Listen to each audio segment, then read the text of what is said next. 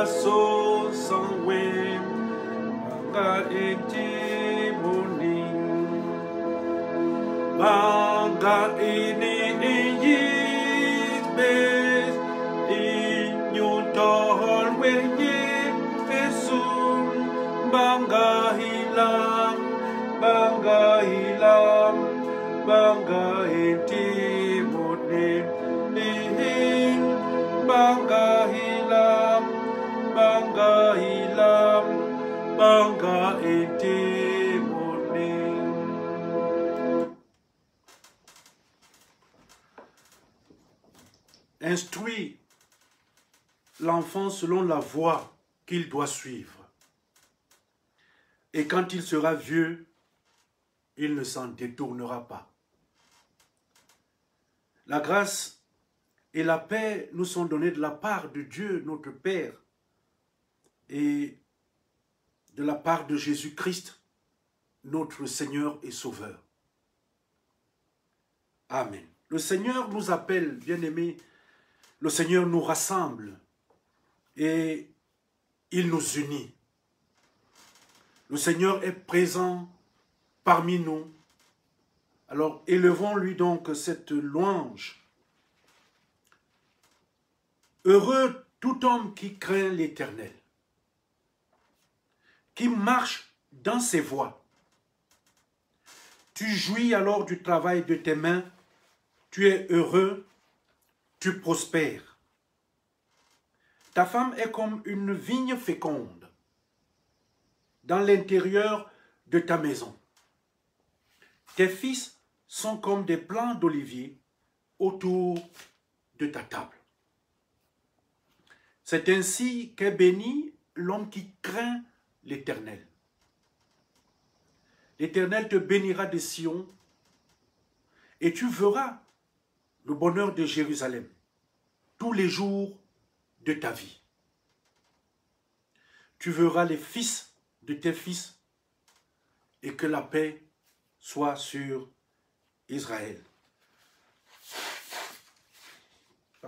Bien-aimés dans le Seigneur, je vous invite à prendre vos cantiques pour qu'ensemble nous chantions le cantique Bassa numéro 222 qui correspond au cantique numéro 11 en langue boulou. Bassa 222 et boulou 11.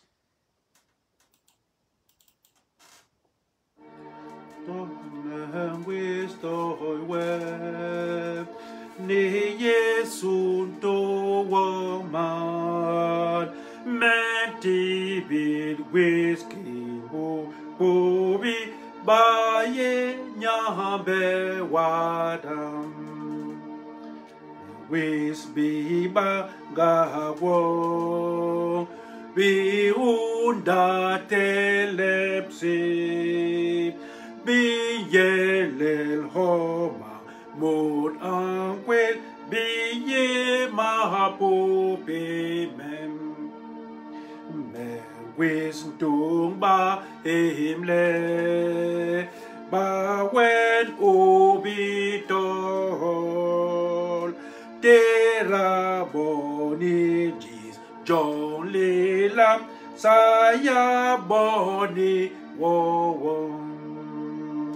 ata me wisdom wem uti le me bon matingu yem e bon son wong e pam le teniem mama si ma tarbe ma yi ma tarbe ma yeti giliom et mis même nous les nyambayemu. Prions le Seigneur. Éternel notre Dieu, merci pour cette journée de vie. Merci pour cette nouvelle journée d'adoration dominicale que tu nous accordes. Nous sommes au 11e mois de cette année 2020 si difficile pour les uns et pour les autres à travers le monde. Mais tu nous permets de voir cette journée d'une manière historique pour chacun d'entre nous. En ces heures où cette maladie qui a pénétré le monde effraie et fait des ravages, le coronavirus. Viens donc en ce moment où tu nous permets d'être en contact avec toi, habiter toi-même notre partage. Nous avons besoin de ta parole. Nous avons besoin de ta présence bienveillante et compatissante. Viens donc nous entourer autour de ta parole. Sois avec nous dans ta parole. Viens nous nourrir. Nous t'avons prié au nom de ton Fils Jésus-Christ, ton Fils, notre Seigneur, qui nous a appris à te prier ainsi. Notre Père qui es aux cieux, que ton nom soit sanctifié, que ton règne vienne, que ta volonté soit faite sur la terre comme au ciel. Donne-nous aujourd'hui notre pain de ce jour. Pardonne-nous nos offenses, comme nous pardonnons aussi à ceux qui nous ont offensés. Et ne nous soumets pas à la tentation, mais délivre-nous du mal. Car c'est à toi qu'appartiennent le règne, la puissance et la gloire pour les siècles des siècles. Amen. Confessons la foi chrétienne en disant: je crois en Dieu, le Père Tout-Puissant, Créateur du ciel et de la terre. Je crois en Jésus-Christ, son Fils unique, notre Seigneur, qui a été conçu du Saint-Esprit et qui est né de la Vierge Marie. Il a souffert sous Ponce Pilate. Il a été crucifié. Il est mort. Il a été enseveli. Il est descendu aux enfers. Le troisième jour, il est ressuscité des morts. il est monté au ciel. Il siège à la droite de Dieu, le Père Tout-Puissant. Il reviendra de là pour juger les vivants et les morts. Je crois en l'Esprit Saint, à la Sainte Église universelle, à la communion des saints, à la rémission des péchés, à la résurrection de la chair et à la vie éternelle. Amen.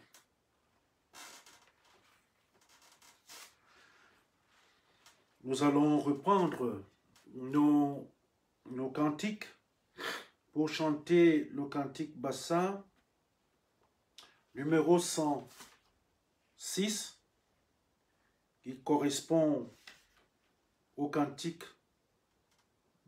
Boulou, numéro 131. Bassa 106,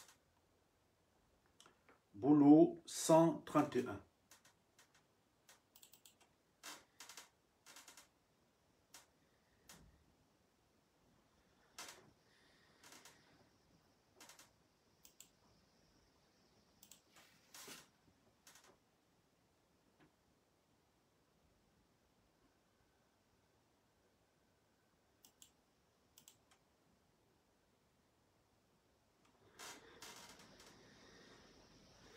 Le cantique Bassa numéro 106 qui correspond au cantique Boulou 131.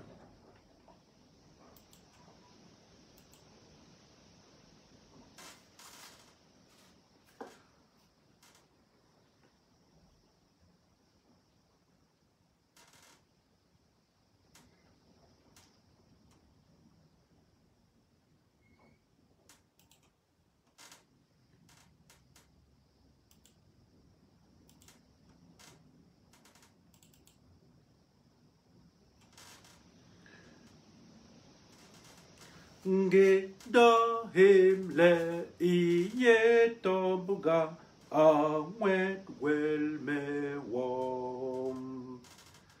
Nge la satan a lo no de so well me wom.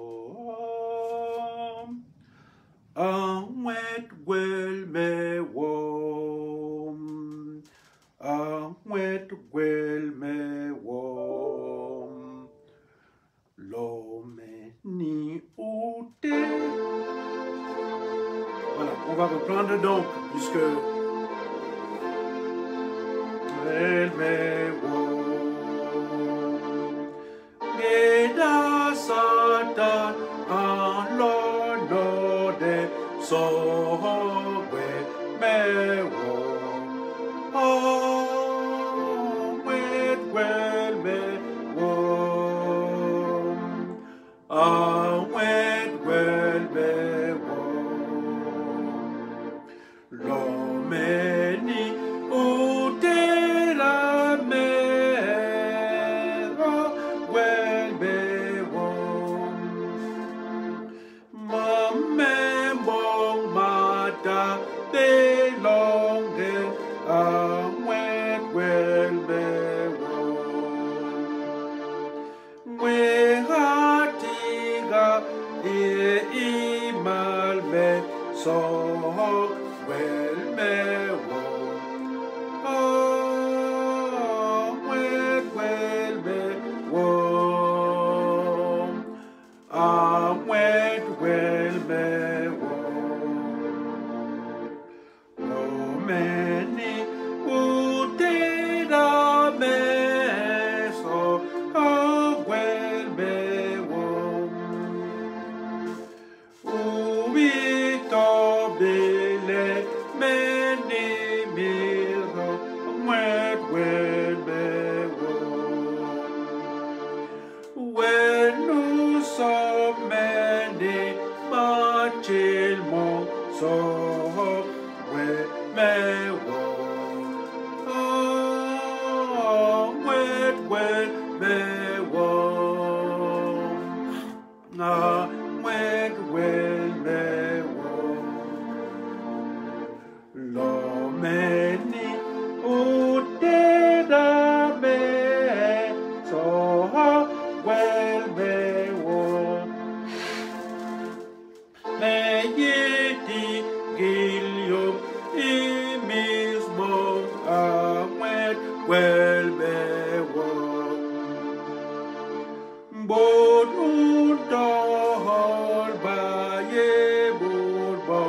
so well me wo. Oh, well me wo. Ah, well me wo.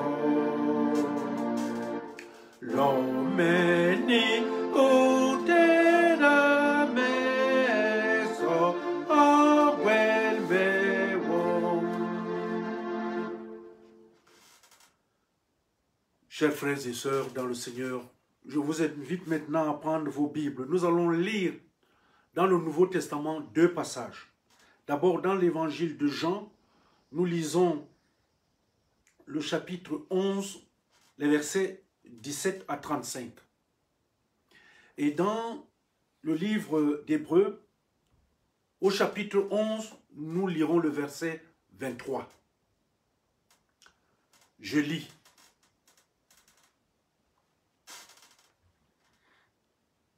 Jésus étant arrivé, trouva que Lazare était déjà depuis 4 jours dans le sépulcre.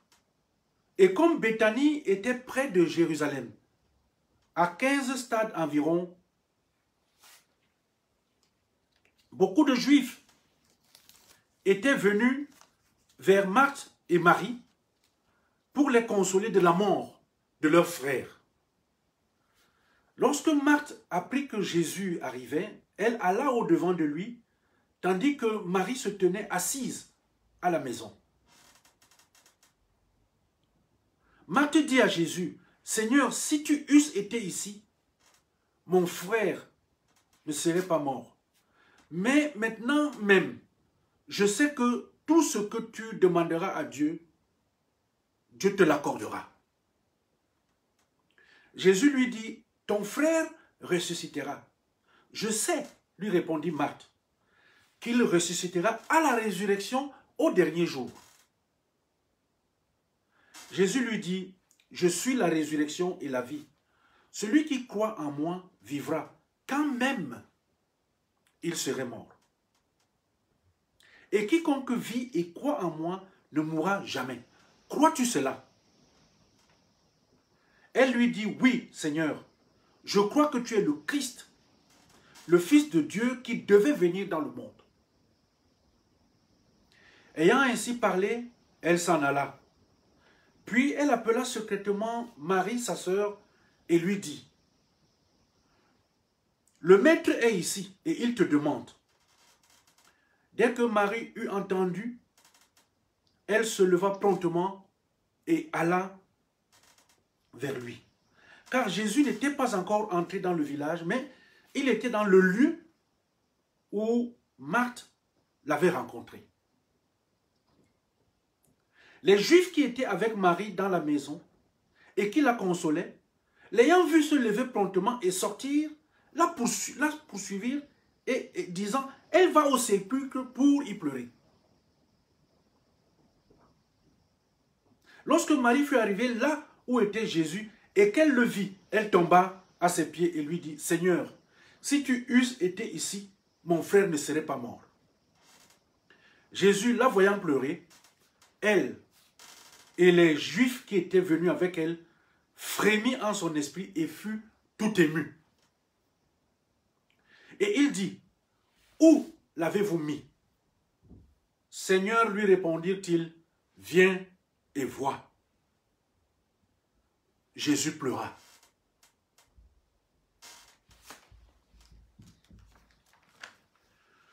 Le texte d'Hébreux 11, 23 nous dit ceci.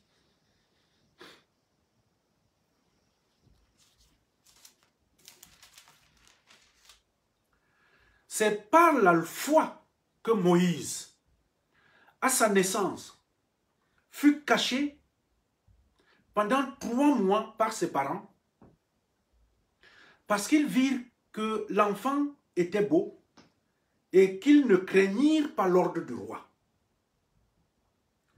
L'herbe sèche, la fleur fanelle tombe, mais la parole de Dieu demeure éternellement. Prions le Seigneur. Seigneur notre Dieu, merci une fois de plus pour cette nourriture que tu prépares pour nous à travers ta parole. Mais Seigneur, pour que nous puissions la mâcher et l'avaler. Viens toi-même la traduire au niveau de nos intelligences. Nous t'avons prié au nom de Jésus. Amen. Chers frères et sœurs dans le Seigneur, le verset le plus court de la Bible est composé d'un nom et d'un verbe. Jésus pleura. On le trouve dans le texte de l'évangile de Jean que nous venons de lire. Nous pouvons dire que ce verset est réduit à sa plus simple expression. Mais dans son caractère si lapidaire, si petit qu'il est, il ne manque ni de profondeur, ni de sens, ni d'intensité. Il nous présente plutôt le dernier signe que Jésus a accompli avant de monter vers Jérusalem, où il allait être mis à mort. Un dernier signe qui a été comme une annonce de ce qui allait lui arriver. Le drame final, le dernier acte du drame qui est la mort. La mort est une réalité que nous avons tendance à occulter, à éviter.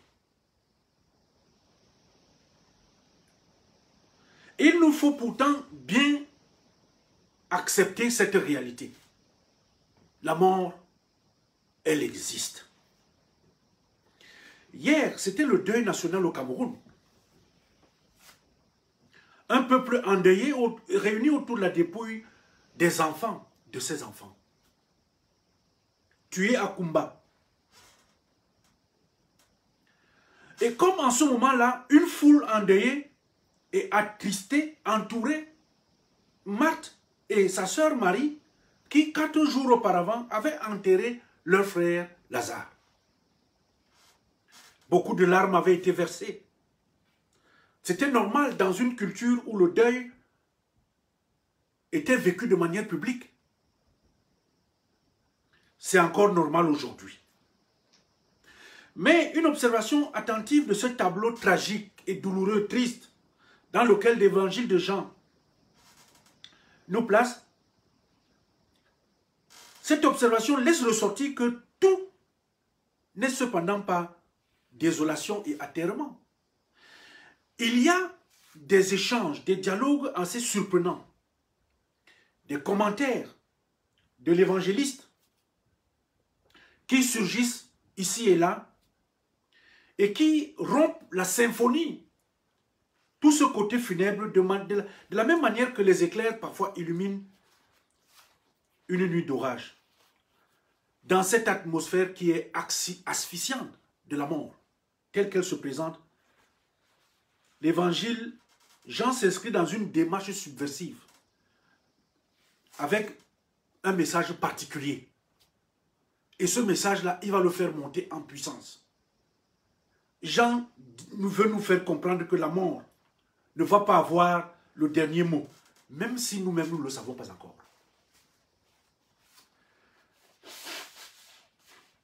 C'est comme ce matin, bien-aimé dans le Seigneur, une sorte de parfum de vie s'élève pour étouffer la puanteur de la mort, pour chasser l'odeur de la tuerie des enfants, à Kumba, la tuerie des enfants dans les différents foyers de tension à travers le monde. L'odeur des massacres et des génocides, l'odeur des maladies assassines qui prennent des vies et qui brisent des familles. La mort ne va pas avoir le dernier mot parce qu'il y aura la résurrection. Il n'y a pourtant pas de résurrection sans mort et sans deuil. Alors Jésus pleura. Jésus pleura.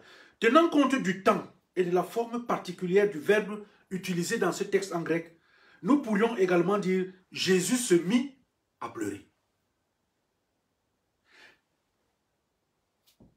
À la question qu'il pose, où l'avez-vous mis? La réponse qu'on lui donne, Seigneur, viens et vois. Alors il se met à pleurer. Quelle serait la réaction de Jésus aujourd'hui? Il pose la question, où sont les enfants de Kumba? La réponse vient et voit, mais vraiment. Jésus est donc venu, il est là et il voit. Qu'est-ce qu'il voit? Il voit les tombes où nous avons enfermé l'espérance. Et il continue à pleurer.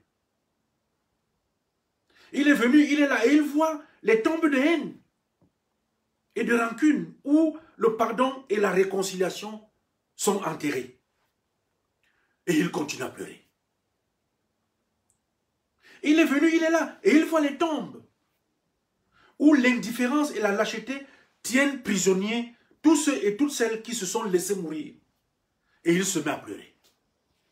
Il est venu, notre Seigneur, et il voit les tombes où le mensonge et la fourberie ont mis fin à la confiance et à la sincérité.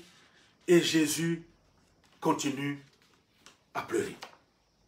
Bref, Jésus s'est approché et il a vu sa propre mort.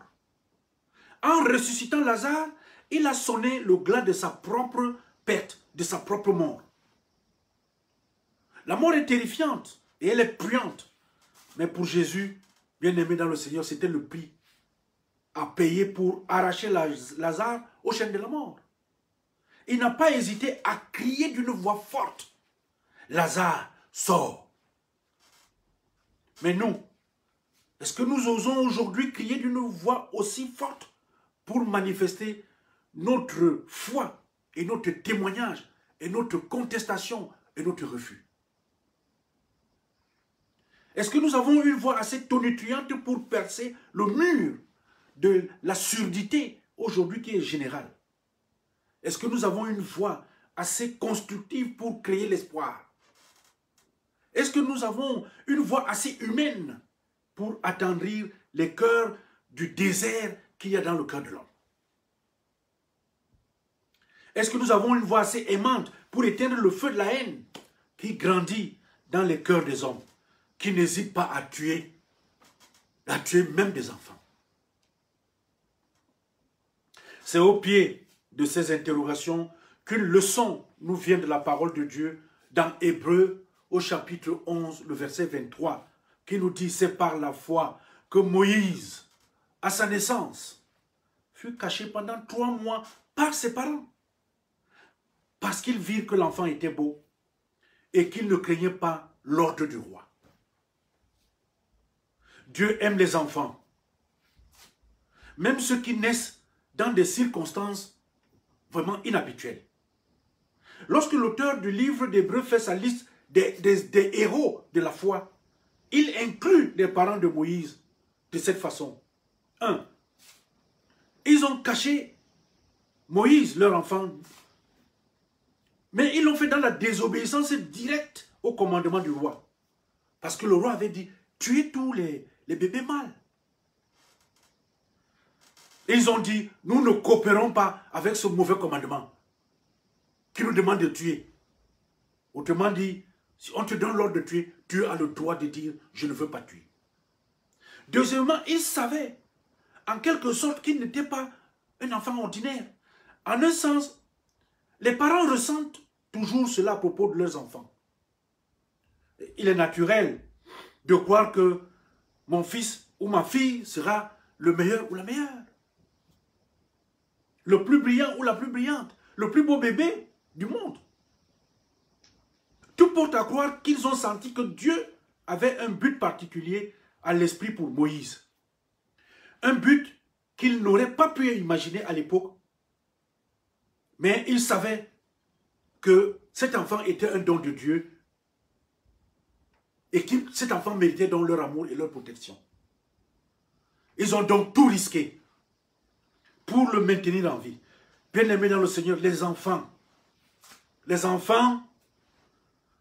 sont un don de Dieu, une livraison spéciale qui vient de Dieu, et cette livraison mérite d'être protégée.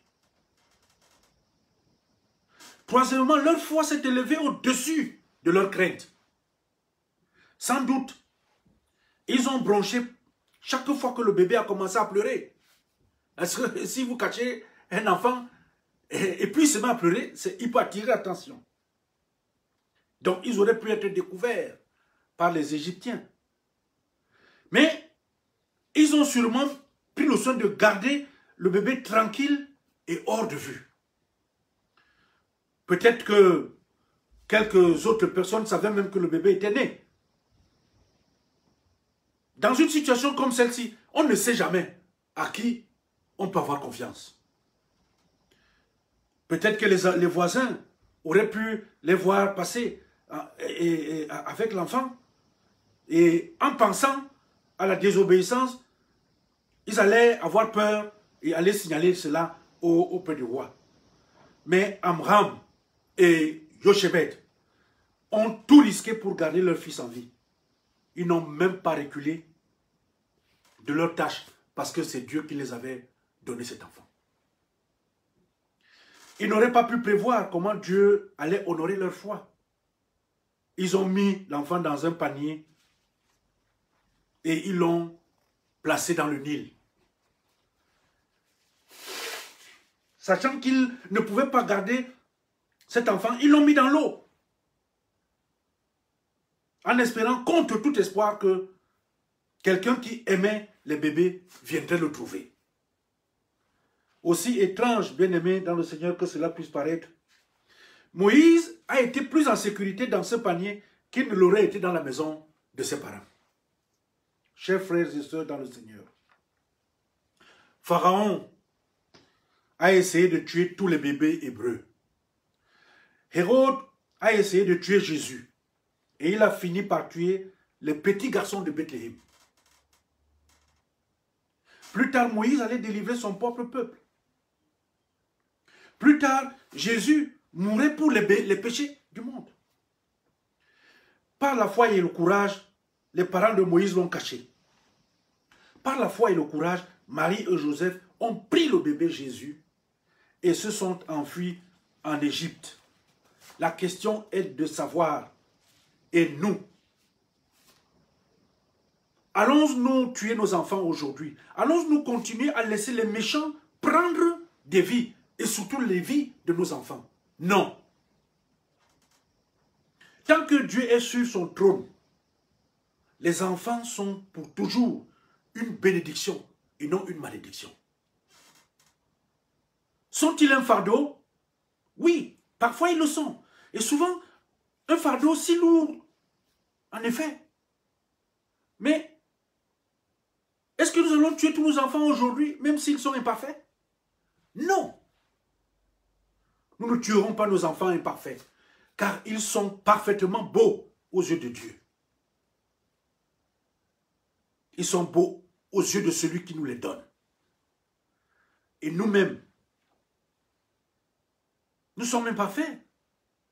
Qui sommes-nous donc pour détruire le don de Dieu? Qui sait quel est le projet de Dieu pour nos enfants? Qui sait ce que Dieu fera à travers nos enfants si nous les recevons avec amour? Si nous les protégeons de ceux qui leur feraient du mal et les élevons avec toute la force, l'amour, la sagesse et le courage, avec toute la grâce que Dieu lui-même apporte. Si nous faisons cela, qui sait ce que Dieu fera de nos enfants? Bien-aimés dans le Seigneur, nous ne sommes pas du côté des tueurs d'enfants. Aucune famille, aucune communauté, qu'elle soit religieuse, qu'elle soit civile, aucun peuple, aucun pays, aucun État ne doit être du côté des tueurs d'enfants. Nous ne sommes pas maintenant et ne devons jamais être du côté des tueurs.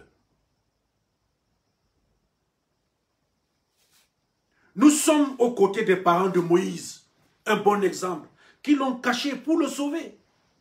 Et nous sommes aux côtés de Marie et Joseph, qui aimaient leur fils d'un amour fort, capable de le protéger d'un tyran. Surtout, nous sommes aux côtés du Seigneur Jésus, qui aime les petits enfants et qui a dit, laissez venir à moi les petits enfants, car le royaume des cieux appartient à ceux qui leur sont semblables. Le thème que je vous propose pour notre partage de ce dimanche est le suivant. Comme Jésus, avec courage, protégeons la vie des enfants. Protégeons la vie. Comme Jésus, avec courage, protégeons la vie des enfants. Protégeons la vie. Que le Seigneur lui-même bénisse le partage de sa parole de ce jour. Amen. Éternel, notre Dieu, merci pour cette parole qui nous interpelle et nous réaxe sur nos obligations. Nous devons, où que nous soyons, qui que nous soyons, sauver et protéger la vie, et particulièrement la vie des enfants. C'est une tâche, Seigneur, qui nous incombe à nous, des personnes imparfaites. Nous avons parfois tendance à oublier cette responsabilité. Permets donc que nous qui partageons cette interpellation de ce jour, puissions la faire vivre en nous, autour de nous également. Afin que, Seigneur, tes enfants soient et demeurent toujours ces beautés que tu nous donnes. Permets que ton serviteur, lui aussi, soit bénéficiaire de cette grâce. Nous t'avons prié au nom de Jésus-Christ. Amen. Chers frères et sœurs dans le Seigneur, nous allons achever notre partage en chantant le cantique Bassa numéro 89, la correspondance en boulou, c'est le cantique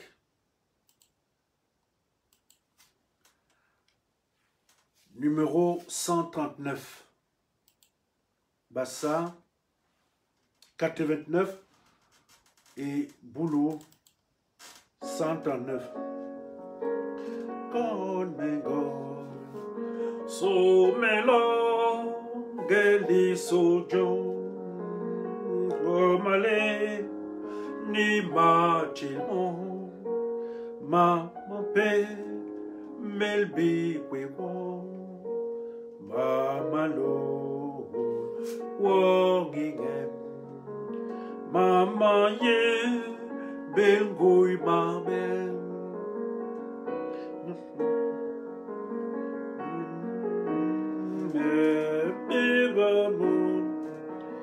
nous laissons mon collabé domenge ni wihami domewe lilwe ni gul mana mama olabe weweta matolme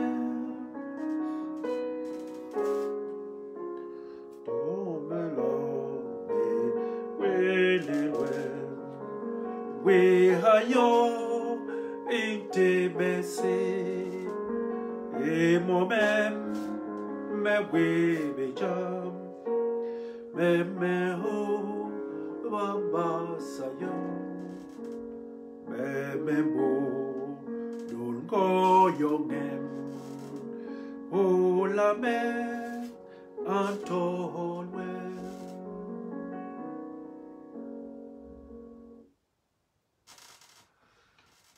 Éternel, notre Dieu,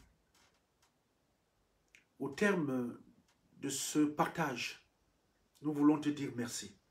Nous sommes encore sur le chemin, un chemin où nous reconnaissons aujourd'hui que tu as tes enfants. Un chemin sur lequel tu fais le don de la vie. Cette vie que tu interdis à quiconque de toucher. La vie de tes enfants. Viens nous donner le courage, comme tu l'as insufflé à ton fils Jésus, et également à tous les autres champions de l'histoire que tu t'es donné pour protéger la vie, et particulièrement la vie des enfants. Des enfants que nous te recommandons, toi-même qui nous demandes de les protéger, d'être le meilleur protecteur maintenant et toujours. La grâce de notre Seigneur Jésus le Christ, l'amour de Dieu le Père et la communion du Saint-Esprit soit et demeure avec chacun de nous et nous tous collectivement, courageux pour protéger la vie des enfants maintenant et à jamais. Amen. Bon dimanche et à dimanche.